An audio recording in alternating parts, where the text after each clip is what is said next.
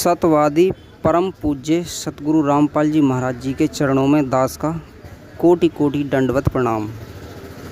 भक्तों, हमें पहले अगर कोई भी भगत हमें साध संगति सुनाता है, सत्संग सुनाता है या कोई भी बात बताता है आध्यात्मिक से जुड़ी हुई, तो हमें पहले ये विचार कर लेना चाहिए, ये अच्छी तरीक़ा से छानबीन कर लेनी चाहिए कि ये जो भगत है ये सही बता रहा है या फिर गलत बता रहा है। अगर गलत बता रहा है तो फिर तो वो रिजेक्ट है ही है। अगर वो सही बता रहा है तो उसकी बातों पर हमें अमल करना चाहिए, बल्कि ना हम ये सोचकर कि भाई हम क्यों माने इसकी, हम तो गुरु जी की मानेंगे। क्योंकि हर सत्संग हर भगत नहीं सुन सकता, किसी के कुछ समझ में आता है, किसी के कुछ समझ में आता है। तो साध संगति परमेश्वर ने इसीलिए ही बताई है कि जब हम साध संगति करेंगे, चार भगत बैठेंगे, आपस में परमात्मा की ज्ञान चर्चा करेंगे, तो किसी से कुछ मिलेगा, किसी से कुछ मिलेगा। जो सही है उसको ग्रहण करें, इसका परमेश्वर ने अपने आदेश दे रखा है सत्संगों में।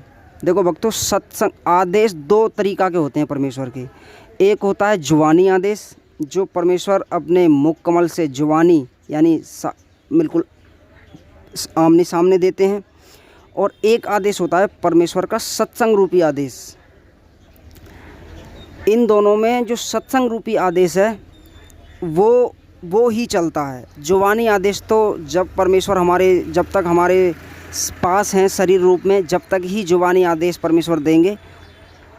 उसके बाद 1000 वर्ष तक ये सत्संगी रूपी आदेश चलेगा।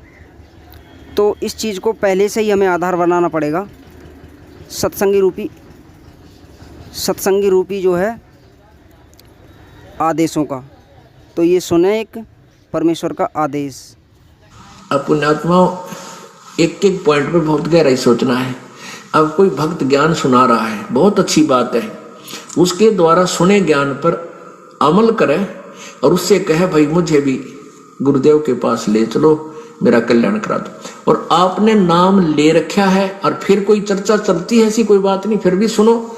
और कोई पुराना भक्त है वो अच्छी अच्छी बातें बताएगा तो बहुत अच्छी बात है। गदगद हो जाओ कि मेरे गुरुजी ने कितना अच्छा ज्ञान दिया हुआ इस बच्चे को, भाई को, बहन को।